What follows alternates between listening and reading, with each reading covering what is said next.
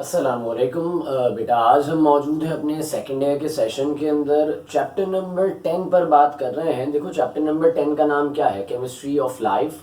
जब बात आ जाती है लाइफ यानी कि ज़िंदगी की, तो इसका मतलब हमें थोड़ा सा बायोलॉजिकल एस्पेक्ट में भी बात करनी पड़ती है। और बायोलॉजी और केमिस्ट्री काफ़ी हद तक एक दूसरे के साथ मिलाप करते हैं। हमने पढ़ा था एक ब्रांच ऑफ केमिस्ट्री के बारे में, बायो केमिस्ट्री। तो उसी को लेकर हम इस चैप्टर के अंदर चलेंगे। कुछ बायोकेमिकल्स के बारे में हमें पढ़ना है। देखो, वो तमाम केमिकल सब्सटेंसेस जो हमारी बॉडी के अंदर मौजूद हैं, वो तमाम केमिकल सब्सटेंसेस बायो केमिकल्स कहलाते हैं। क्या कहलाते हैं? बायो केमिकल्स कहलाते हैं। और उनके जो मॉलिक्यूल्स होते हैं, हम उन्हें नाम देते हैं बायो मॉलिक्यूल्स का। क्या नाम देते हैं? बायो मॉलिक्यूल्स का नाम देते हैं। अब सवाल ये है कि एक बच्चा है 2 साल का, छोटा है, बहुत ही नाक़िस किस्म की उसके अंदर जो है वो कुव्वत है, हाइट भी छोटी है, वजन भी कम है, लेकिन साथ साथ वक्त के साथ साथ वो बढ़ेगा, वो बढ़ता जाएगा, उसकी ग्रोथ होगी, नशोनुमा होगी। तो हम देखते हैं कि उसका कद भी बढ़ रहा है, हम देखते हैं कि वो जानदार होता जा रहा है, हम देखते हैं कि उसका वजन बढ़ रहा है। तो ये तमाम चीज़ें किसकी वजह से आती हैं? जो मेजर फैक्टर है बायोकेमिकल्स का। देखो, इंसान की बॉडी के अंदर जो केमिकल्स है ना, वो कहाँ से आ रहे हैं, कैसे जनरेट हो रहा है, उन तमाम के बारे में हम इस चैप्टर में बात करेंगे। सबसे पहला टॉपिक है chapter number 10 second year chemistry का हमारे पास है, वो है फूड। कह रहे हैं a material that makes a living organism to grow, maintain and reproduce is called food. It is essential for life. इंसान कुछ भी कर ले, लेकिन खाना खाए बगैर जिंदा नहीं रह सकते। एक पर्टिकुलर टाइम पीरियड 7 दिन का, आप उसमें मर जाएंगे अगर आप खाना नहीं खाएंगे। कहानी क्या है कि फूड बेसिकली है क्या? ये एक मटेरियल है, कोई भी मटेरियल हो सकता है जो कि खाने का हो। मटेरियल है that makes a living organism to grow. देखो, मैं इंसान, आप इंसान, हमारे घर में पौधे हैं, हमारे घर में पेट्स होते हैं, जानवर, पौधे, इंसान, सबकी मैं अगर बात करूं तो उनको फूड चाहिए, लाजमी तौर पर चाहिए, नशोनुमा के लिए, अपने आप को बढ़ाने के लिए, बढ़ोतरी करने के लिए। बात समझ रहे हैं? और अपनी नस्ल को बढ़ाने के लिए भी, रिप्रोडक्शन के लिए भी चाहिए, कुछ ग़िज़ाइयत चाहिए उन्हें। तो फूड हमारे लिए एसेंशियल है, लाजिम है जिंदगी के लिए। It is essential for life, ये लाजमी है जिंदगी के लिए। आगे चल रहे हैं न्यूट्रिएंट्स के अंदर। अब देखो, खाना तो मैंने खा लिया, मैंने जंक फूड भी खा लिया, मैंने बारबेक्यू भी खा लिया, मैंने घर में हाइजीनिक फूड भी खा लिया, सब खा लिया। वो खाना मेरे लिए फायदेमंद कैसे होगा? उस खाने में ऐसी क्या चीज है जो मुझे फायदा देगी? मतलब चिकन अंदर जाके गोश्त बनना शुरू हो जाएगी, मैंने गाय का गोश्त खाया तो वो गोश्त मेरे जिस्म पे चढ़ना शुरू हो जाएगा? ऐसा कुछ नहीं होता। उसके अंदर होते हैं nutrients, the chemical components of the food. जो केमिकल कंपोनेंट्स, केमिकल सब्सटेंसेस खाने के अंदर होते हैं, that the body needs to work properly. जो जरूरत होती है, एक जिस्म की जरूरत है उन सब्सटेंसेस की, केमिकल सब्सटेंसेस की, ताकि वो प्रॉपरली काम कर सके, आर कॉल्ड द न्यूट्रिएंट्स। उन्हें हम नाम देते हैं न्यूट्रिएंट्स का। अब न्यूट्रिएंट्स क्या हैं? जैसे कार्बोहाइड्रेट्स होते हैं, प्रोटीन्स होते हैं, फैट्स होते हैं, मिनरल्स होते हैं, विटामिन होते हैं, फैट्स, ऑयल्स, लिपिड्स, बहुत सारी चीजें हैं जो कि आपके एसेंशियल मामलात वाली चीजें हैं, मेजर आपके लिए अहमियत रखती हैं सारी चीजें। इन्हें हम न्यूट्रिएंट्स का नाम देते हैं। अब ये न्यूट्रिएंट्स जो प्रोसेस करते हैं ना, खाने के साथ मिलकर न्यूट्रिएंट हमारी बॉडी में तो आ गया, लेकिन ये न्यूट्रिएंट हमारे साथ जो प्रोसेस करते हैं आगे, उस प्रोसेस को नाम दिया जाता है न्यूट्रिशन। क्या नाम दिया जाता है? न्यूट्रिशन। उसका जो इफेक्ट होता है हमारे जिस्म के ऊपर, वो हमें न्यूट्रिशन कहलाता है हमारे लिए। वो करते कौन है? न्यूट्रिएंट्स कर रहे होते हैं। अब खाने के अंदर जो चीजें है ना, बेसिकली मैं कहूं तो न्यूट्रिएंट्स की मैं अगर बात करूं तो न्यूट्रिएंट्स आपके पास क्लासिफाई हो जाते हैं, जैसे हमने क्लासिफिकेशन ऑफ फूड के नाम से मेंशन किया है, that food is classified as carbohydrates, lipids and fats, proteins, vitamins, minerals. ये 5 तरह की चीजें, और हमारे पास बहुत सारी चीजें, सेलुलस, अगर मैं प्लांट्स की बात करूं तो उनके अंदर सेलुलस वगैरह भी होता है। ये सारी चीजें हमारे पास पाई जाती हैं खाने के अंदर, जो हमारे लिए मेजर जरूरी हैं। आपने देखा कार्बोहाइड्रेट्स और लिपिड्स और फैट्स के नीचे लिखा हुआ है essential. They both are the essential. ये लाजिम है, ये लाजिम है। मतलब मिसाल के तौर पर अगर मैं ऐसे कहूं कि कोई शख्स जो है वो खाना नहीं खाता सही, मतलब मैं बात करूं इसे बैलेंस और अनबैलेंस डाइट के ऊपर ले आऊं मैं, जरूरी नहीं है कि मैं बहुत सारा खाना खा लूं, मतलब उसके अंदर मिनरल्स भरे हुए हैं खाने में, लेकिन उसमें प्रोटीन्स नहीं है, उसमें फैट्स नहीं है, उसमें कार्बोहाइड्रेट्स नहीं है, तो वो खाना मेरे लिए बेकार है। वो खाना मेरे लिए बेकार है। भाई, मेरी बॉडी को डेली बेसिस के ऊपर कुछ कार्बोहाइड्रेट्स की नीड है, मेरी बॉडी को डेली बेसिस के ऊपर कुछ फैट्स की नीड है, मेरी बॉडी को डेली बेसिस पे कुछ प्रोटीन्स, विटामिन्स की नीड है। लेकिन अगर मैं कंटिन्यूअसली सिर्फ मिनरल्स ही प्रोवाइड करता रहूंगा तो मेरी बॉडी उसको जस्टिफाई नहीं कर पाएगी, मेरी बॉडी जो है वो बीमार होना शुरू हो जाएगी। इंसानी जिस्म की रिक्वायरमेंट्स को अगर पूरा ना किया जाए तो वो बीमार होना शुरू हो जाता है। बात समझ रहे हैं आप? ये अलग अलग तरह की बीमारियां आने शुरू होती हैं, लोगों के दांत कमजोर होने लगते हैं, हड्डियां कमजोर होने लगती हैं, किसी के सर के बाल गिरना शुरू हो जाते हैं। तो ये तमाम चीजें किसकी वजह से आती है? आपकी अनबैलेंस्ड डाइट की वजह से। और बैलेंस डाइट क्या है? जिसके अंदर आप एक पर्टिकुलर मिकदार के अंदर चलते हुए काम करें।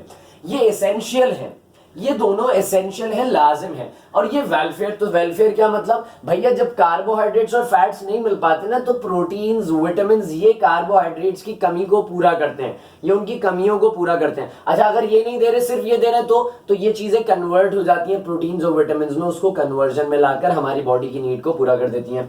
देखो मैं आपको बताऊं, हमने लिखी कुछ फूड्स के बारे में, बहुत कॉमन फूड्स मैंने लिखे हैं। राइस, इसमें मुझे क्या मिलता है? कार्बोहाइड्रेट्स। मीट, मुझे क्या मिलता है? प्रोटीन। बटर से मुझे क्या मिल रहा है? फैट्स और ऑयल। ये मेजर कंपोनेंट्स हैं। बात समझ, ऐसा नहीं है कि मीट से मुझे सिर्फ प्रोटीन ही मिलता है, मीट से मुझे कार्बोहाइड्रेट्स या फैट्स नहीं मिल जाते, बिल्कुल नहीं मिलते, ऐसा नहीं कहूंगा, चंद परसेंट्स होते हैं। मेरी बॉडी की रिक्वायरमेंट क्या है? मेरी बॉडी की इस वक्त रिक्वायरमेंट क्या होती है कि 55 से 58% मुझे डेली बेसिस पे कार्बोहाइड्रेट चाहिए, 10 to 12% मुझे प्रोटीन चाहिए, 30 to 35% मुझे फैट्स और ऑयल चाहिए। मुझे पता है आप में से कुछ लोगों का सवाल ये आएगा कि सर आपने सबकी बात कर ली, एक बड़ी अहम चीज रह गई जिसकी वजह से हम जिंदा नहीं रह सकते जिसके बगैर, वो क्या है? वो है आपका वाटर। क्या है बेटा? वो वाटर है। तो वाटर हमें डेली बेसिस के ऊपर 2 to 3 लीटर चाहिए होता है। एक एवरेज ह्यूमन बॉडी को 2 to 3 लीटर वाटर कंज्यूम करना चाहिए पर डे। बात समझ रहे हैं आप? ये तो ये तमाम चीजें हैं जिनको हमें इस चैप्टर के अंदर पढ़ना है। हम इन तमाम को सेपरेटली देखेंगे, ये पांचों जो है इन तमाम को हम सेपरेटली देखेंगे। इसके साथ साथ हम एंजाइम्स की भी बात करेंगे। एंजाइम्स जो होते हैं हमारी बॉडी के अंदर कुछ वर्किंग करते हैं, कुछ बायो कैटलिस्ट कहलाते हैं आपके पास। ये सारी चीजें बायोकेमिकल्स हैं। These all are the macromolecules. ये बहुत बड़े मॉलिक्यूल्स बन जाते हैं, मतलब ऐसा नहीं कहूंगा इंसान से ही बड़े बन जाते हैं। ये मॉलिक्यूल्स बहुत सारे जुड़ते जुड़ते जुड़ते एक बड़ा मॉलिक्यूल तैयार करते हैं, इसलिए इन्हें मैक्रो मॉलिक्यूल्स या बायो मॉलिक्यूल्स क्यों? क्योंकि इसके अंदर बायो यानी कि लाइफ का जिक्र आ रहा है, ये इंसानी जिस्म के अंदर पाए जाते हैं। तो ये वो तमाम मॉलिक्यूल्स हैं।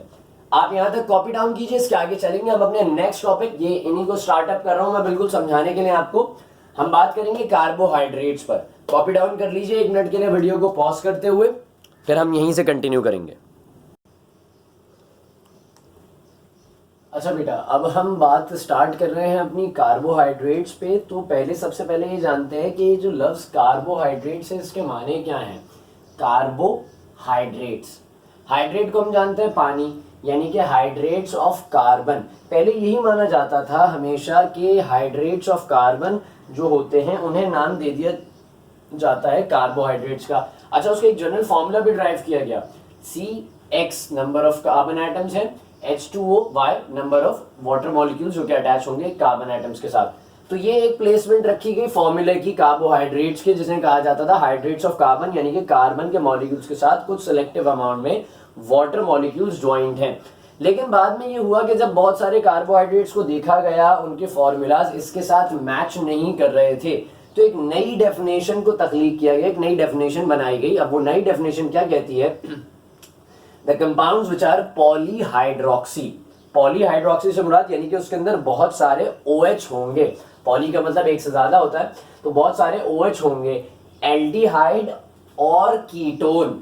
पॉलीहाइड्रोक्सी यानी कि बहुत सारे OH लगे होंगे, एल्डिहाइड होगा या फिर कीटोन होगा, आर कॉल्ड कार्बोहाइड्रेट्स। तो कार्बोहाइड्रेट एक ऐसे कंपाउंड को कहते हैं जिसके अंदर जो बेसिकली पॉलीहाइड्रोक्सी कंपाउंड होता है, जिसमें बहुत सारे OH अटैच होते हैं। उसमें या तो एल्डिहाइड ग्रुप होता है, आप जानते हैं अपनी ऑर्गेनिक केमिस्ट्री आप लोगों ने पढ़ी है, उससे आप जानते हैं एल्डिहाइड ग्रुप को, एल्डिहाइड ग्रुप होगा या फिर कीटोनिक ग्रुप लगा होगा, तो उसे आप नाम देंगे कार्बोहाइड्रेट्स का। अच्छा, they are commonly known as saccharides. Saccharides या फिर शुगर कह लीजिए। अब ये जो लफ्ज सैकराइड्स है, यानी कि आप इस तरीके से जहन में रखिए कि जब भी लफ्ज आप कहीं पढ़ें सैकराइड्स का, तो समझ जाइए कि आप बात कर रहे हैं शुगर की, और शुगर से मुराद क्या है? कार्बोहाइड्रेट्स। किसकी बात की जा रही है? कार्बोहाइड्रेट्स की बात की जा रही है। बात समझ रहे हैं? अच्छा, ये लफ्ज कहां से आया? लैटिन लैंग्वेज के अंदर आपके पास एक लफ्ज था सैकरम, जिसके माने होते थे शुगर के। सैकरम के माने क्या होते थे? शुगर के होते थे। वहां से निकाला गया कार्बोहाइड्रेट्स के लिए लफ्ज, जिसके माने हैं सैकराइड्स।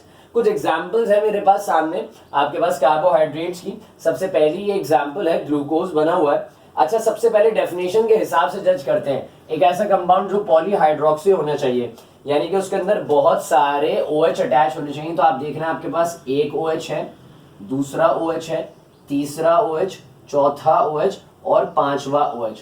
5 OH अटैच हैं। कितने OH अटैच हैं बेटा? 5 OH आपके पास अटैच हैं, तो इट्स अ पॉलीहाइड्रोक्सी। एल्डिहाइड होगा या फिर कीटोन होगा। तो अब मैं आपको बताऊं, आप अपने पास देखिए कुछ इस अंदाज से कि ये जो ग्रुप आपके पास इस वक्त अटैच है कुछ इस तरह से, ये जो ग्रुप है ये C डबल बॉन्ड O और H, ये कौन सा ग्रुप है? तो ये आपका एल्डिहाइड ग्रुप है। तो बेटा बात ये है कि कार्बोहाइड्रेट एक ऐसा कंपाउंड होगा जिसमें एल्डिहाइड ग्रुप होगा और वही कंपाउंड पॉलीहाइड्रोक्सी होगा, यानी कि उसके अंदर बहुत सारे OH आ रहे होंगे। बात यहां तक आप मेरी समझ रहे हैं सारी। एक और एग्जांपल की जानिब चलते हैं। ये तो हमारे पास ग्लूकोज हो गया C6H12O6 वाला। फ्रक्टोज की जानिब चलते हैं हम अपने पास। तो फ्रक्टोज के अंदर भी यही होना चाहिए। अगर ये कार्बोहाइड्रेट्स है तो इसे भी पॉलीहाइड्रोक्सी होना चाहिए। 1 2 3 4 और 5।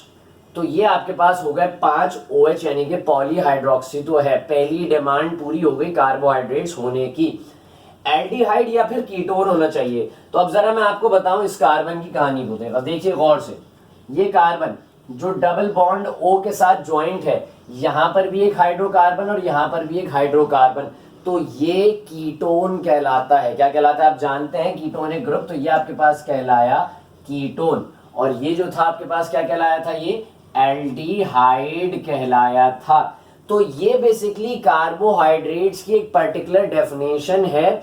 आपको यहां तक बात मेरी समझ में आई होगी। इसको कॉपी डाउन कर लीजिएगा, वीडियो को पॉज करके एक लम्हे के लिए, फिर हम आगे बात को अपनी कंटिन्यू करेंगे। अच्छा बेटा, बात आगे बढ़ाते हैं। अब हम कार्बोहाइड्रेट्स की डेफिनेशन को जानते हैं। हमें पता है कि पॉलीहाइड्रोक्सी, एल्डिहाइड्स और कीटोन जब आ जाते हैं किसी मॉलिक्यूल में, तो वो अकॉर्डिंग टू द डेफिनेशन, हमने एग्जांपल्स भी देखी तो अपने पास, तो वो कहलाते हैं कार्बोहाइड्रेट्स। अब हम बात करते हैं कुछ इसकी क्लासिफिकेशन के ऊपर ना। तो क्लासिफिकेशन क्या है? क्लासिफिकेशन के अंदर आप देख रहे हैं कि हमने कार्बोहाइड्रेट्स को क्लासिफाई किया है इनटू द 3 टाइप्स। हमने 3 अलग अलग तरह के कार्बोहाइड्रेट्स में क्लासिफाई कर दिया। मैंने अभी बताया था अगर लफ्ज आ जाए सैकराइड तो समझ जाइए कि हम बात कर रहे हैं इस वक्त कार्बोहाइड्रेट्स की। तो यहाँ पर लफ्ज आ गया है सैकराइड्स का। अच्छा, सबसे पहला है जिसका नाम है मोनोसैकराइड्स, फिर आते हैं ओलिगोसैकराइड्स और फिर आते हैं पॉलीसैकराइड्स। बात स्टार्ट करते हैं मोनोसैकराइड्स क्या है। कहा जा रहा है monosaccharides are the simplest sugar units. Simplest sugar units यानी कि मोनो का मतलब होता है एक, सैकराइड मतलब शुगर, यानी कि एक शुगर का सिंपलेस्ट यूनिट। तो मैं मोनोसैकराइड की एग्जांपल आपको ऐसे समझाऊं कि फॉर एग्जांपल आप इसको इस तरीके से देखिए कि कोई एलिमेंट है, एलिमेंट का स्मॉलेस्ट पार्ट क्या कंसिडर कर सकते हैं हम? एलिमेंट का सबसे स्मॉलेस्ट पार्ट होता है उसका एटम, सबसे छोटा है। सबसे छोटा पार्ट क्या है उसका? वो एटम पर्टिकुलरली जिससे मिलकर वो बना है। तो वो जो एटम है ना, जो एलिमेंट को बना रहा है पूरे, इसी तरह से कार्बोहाइड्रेट्स के अंदर जो सबसे स्मॉलेस्ट पार्ट है वो एटम की तरह, वो है monosaccharide, the simplest sugar units. बात आप मेरी समझ गए होंगे। आगे चलते हैं ओलिगोसैकराइड्स की जानिब। ओलिगोसैकराइड्स हमारे पास क्या होते हैं? ओलिगोसैकराइड्स के बारे में कहा जा रहा है दैट 2 to 10, 2 या 10, 2 से लेकर 10 के दरमियान में, 2 से लेकर 10 के दरमियान में मोनोसैकराइड यूनिट्स, यानी कि यहां पे क्या था? यहां पे इकलौता मोनोसैकराइड यूनिट था। बात समझ रहे हैं? तो ये मोनोसैकराइड था। यहां पे कह रहे हैं 2 या 2 से ज्यादा कर लीजिए, 2 या 2 से ज्यादा कर लीजिए तो आपके पास ये कहलाएगा ओलिगोसैकराइड। क्या कहलाएगा ये? ओलिगोसैकराइड। अब ये बहुत सारे मोनोसैकराइड्स आप देख रहे हैं, 2 to 10 monosaccharides combined to form oligosaccharides. आप जानते हैं ना, आपने पढ़ा है कि मोनोमर क्या होता है? एक होता है। पॉलीमर क्या होता है? बहुत सारे एक दूसरे के साथ जुड़ जाते हैं। तो यहाँ पर यही हुआ है कि ये सब एक दूसरे के साथ जुड़ गए और ये जुड़ने के बाद अब ये जो कंबाइंड स्टेट है, इंडिविजुअल लेवल पर ये क्या है? मोनोसैकराइड। लेकिन 2 से ज्यादा, 2 से लेकर 10 के दरमियान की जो रेंज है, 2 से 10, 2 to 10 के दरमियान की जो रेंज है, उसमें जब ये मोनोसेकेराइड जुड़ जाते हैं एक दूसरे के साथ, unite combine together to form a oligosaccharide, तो अब ये कहलाता है ओलिगोसेकेराइड। आगे चलते हैं पॉलीसेकेराइड्स की जानिब। तो पॉलीसेकेराइड्स क्या कहते हैं, मोर देन 10, अब ये इसकी रेंज से ज्यादा है, वहां 10 तक की रेंज थी, यहां पर कहा जा रहा है more than 10 monosaccharide unit combined to form polysaccharides. जिस तरह आपने यहां देखा कि मैंने 8 मोनोसेकेराइड्स को जोड़ा तो एक ओलिगोसेकेराइड बना था, इसी तरह से अगर 8 की जगह 80 हो या 8 की जगह 18 हो या 8 की जगह 58 हो, तो यहां पर जुड़ने के बाद जो सारे मोनोसेकेराइड्स में जुड़ने के बाद जो आपका सेकेराइड यानी कि कार्बोहाइड्रेट की टाइप बनती है वो कहलाता है पॉलीसेकेराइड। तो इसको यहीं से कंप्लीट कर दीजिए, हम आगे चलेंगे मोनोसेकेराइड को और बिल्कुल ब्रीफली डिफाइन करते हुए। यहां तक इसे कॉपी डाउन कर लीजिए आप वीडियो को पॉज करके। अच्छा बेटा, अब हम बात कर रहे हैं, थोड़ा सा इन डीप डिफाइन कर लेते हैं, उसको डिस्कस कर लेते हैं मोनोसेकेराइड कार्बोहाइड्रेट्स को। तो देखो मोनोसेकेराइड्स के बारे में कहा जा रहा है, मैंने अभी बताया आपको कि सिंपलेस्ट यूनिट शुगर होगा आपके पास ये। तो कह रहे हैं carbohydrates which can not be further hydrolysed into simpler carbohydrates unit. Definition जरा थोड़ी कॉम्प्लिकेटेड सी समझते हैं। कहा जा रहा है एक ऐसा कार्बोहाइड्रेट जिसे आप और फर्दर और आगे हाइड्रोलाइज नहीं कर सकते सिंपल कार्बोहाइड्रेट्स यूनिट में। आप हाइड्रोलाइज जानते हैं, हाइड्रोलाइज एक ऐसा प्रोसेस है जिसके अंदर आप वाटर की मौजूदगी में किसी भी सब्सटेंस को ब्रेक करते हैं इनटू सेवरल स्मॉलर पार्ट्स। तो अब यहाँ पे मसला क्या है कि मोनोसेकेराइड जो था ये खुद स्मॉलेस्ट यूनिट था कार्बोहाइड्रेट का, इससे छोटा यूनिट कार्बोहाइड्रेट का नहीं हो सकता। मैं उसी एग्जांपल से कंटिन्यू करूं अपनी, मैंने कहा था एटम की बात की थी, तो एटम को अगर मैं ब्रेक डाउन करता हूं या एटम के अंदर जाता हूं तो एटम से छोटा एटम नहीं निकलता, अंदर हमें फंडामेंटल डिफरेंट पार्टिकल्स नजर आते हैं। यहां पे यही कहा जा रहा है कि एक मोनोसेकेराइड कार्बोहाइड्रेट ऐसा कार्बोहाइड्रेट होता है जिसे आप फर्दर हाइड्रोलाइज नहीं कर सकते, यानी कि अगर आप इसे हाइड्रोलाइज करेंगे ना, वाटर की मौजूदगी में से आप ब्रेक डाउन करने की कोशिश करेंगे तो ये सिंपली एक अलग अलग कंपाउंड्स में टूटेगा, ये कार्बोहाइड्रेट्स नहीं बनाएगा, ये टूटने के बाद डिफरेंट कार्बोहाइड्रेट्स जनरेट नहीं करता, ये अलग कंपाउंड जनरेट करता है। अच्छा, इसका एक जनरल एम्पिरिकल फॉर्मूला क्या है, CH2O ब्रैकेट आउट N मतलब नंबर ऑफ एटम से मल्टीप्लाई करना है हमने, तो जो ब्रैकेट के बाहर है N क्या हो सकता है 3 और ग्रेटर, 3 होगा 3 होगा या 3 से ज्यादा आपके पास पाए जाएंगे। एग्जांपल्स देख रहे हैं हमारे पास, कुछ सबसे कॉमन मोनोसेकेराइड की जो एग्जांपल है वो है ग्लूकोज, जिसका दूसरा नाम होता है डेक्सट्रोज। अब ये डेक्सट्रोज जो है ये हम इसे नाम देते हैं ग्लूकोज को ही। ये ग्लूकोज पाया कहाँ जाता है, नॉर्मली हनी यानी कि जो आपका शहद होता है उसके अंदर पाया जाता है। अगर मैं बात करूँ ना ग्लूकोज की या डेक्सट्रोज की, तो आप समझिए नॉर्मली घर में जो शहद इस्तेमाल चीनी इस्तेमाल की जाती है उसकी बात की जा रही है हमारे पास ना। तो ये हनी यानी कि शहद या फिर स्वीट फ्रूट जो होते हैं उनमें से हासिल किया जाता है। दूसरी एक और एग्जांपल कॉमनली हमारे पास जो नाम हम सुनते हैं वो है फ्रक्टोज। ये फ्रक्टोज हासिल किया जाता है बेटा फ्रूट्स में से, सही। एक और एग्जांपल है जिसका नाम है गैलेक्टोज। गैलेक्टोज हासिल किया जाता है मिल्क और डेयरी प्रोडक्ट्स। आप देखते हैं दूध में अपनी एक हल्की सी मिठास होती है, डेयरी प्रोडक्ट्स दही या फिर जो आपके पास दूसरे और डेयरी प्रोडक्ट्स हैं उनमें जरा हल्की सी मिठास सा मामला होता है। तो वो जो मिठास होती है वो होती है गैलेक्टोज की वजह से, which is a monosaccharide carbohydrates. अब मोनोसेकेराइड कार्बोहाइड्रेट्स की भी हमारे पास कुछ क्लासिफिकेशंस हैं। अच्छा, इसको क्लासिफाई किया जा रहा है on the basis of the present carbon atoms in it. Classification of monosaccharides on the basis of carbon atoms. जितने कार्बन एटम्स उसके अंदर मोनोसेकेराइड में मौजूद होते हैं उसके हिसाब से आपने देखा था ना, लिखा होता 3 और ग्रेटर, 3 से कम नहीं होंगे, 3 से ज्यादा ही होंगे। A monosaccharide may contain minimum of 3 carbon atoms up to 7 carbon atoms। कहा जा रहा है भाई, हम देखते हैं कि कार्बोहाइड्रेट्स में 8, 9, 10 भी होते हैं, लेकिन मैं इस वक्त बात कर रहा हूं मोनोसेकेराइड कार्बोहाइड्रेट्स की, जो कि सिंपलेस्ट यूनिट है एक, उसमें 3 से लेकर 7 के दरमियान में पाए जाएंगे। अच्छा, होता क्या है कि जब आपके पास इस तरह के कार्बोहाइड्रेट्स पाए जा रहे होते हैं तो आपके पास जब ये 3 कार्बन हो गए तो इसीलिए हमें उसका जो 3 कार्बन जब 3 कार्बन आते हैं तो हमें उसकी वजह से जो है वो ट्राई लगाना पड़ता है, और सफिक्स में उसके जो आपका प्रीफिक्स होता है उसमें एंड में ओस लगाना पड़ता है, जो कि ओस बता रहा है हमें कार्बोहाइड्रेट्स के बारे में। किसके बारे में बता रहा है, कार्बोहाइड्रेट्स। अगर 4 कार्बन है तो टेट्राओस, 5 कार्बन है तो पेंटोस, 6 कार्बन है तो हेक्सोस, 7 कार्बन है तो हैप्टोस। ये according to the carbon atoms है, on the basis of the carbon atoms हमने मोनोसैकेराइड्स को क्लासिफाई किया है। इसको जल्दी से कॉपी डाउन कीजिए, एक लम्हे के लिए पॉज करके इसकी एग्जांपल्स की जानिब जरा चलते हैं। अच्छा बेटा, यहीं से कंटिन्यू कर रहा हूं मैंने इस चीज को आपके लिए रब नहीं किया, मैंने जैसे एग्जांपल्स आपके लिए कुछ लिख ली हैं। देखो हमारे पास एग्जाम्पल्स के अंदर हमने देखा कि डिफरेंट तरह के हमारे पास आपके पास कंपाउंड्स आ सकते हैं कार्बोहाइड्रेट्स के, जिसमें आपके पास 3 कार्बन होंगे तो ट्राइओस होना चाहिए, 4 कार्बन पे टेट्राओस, 5 कार्बन पे पेंटोस और 6 पे हेक्सोस और 7 पे हैप्टोस।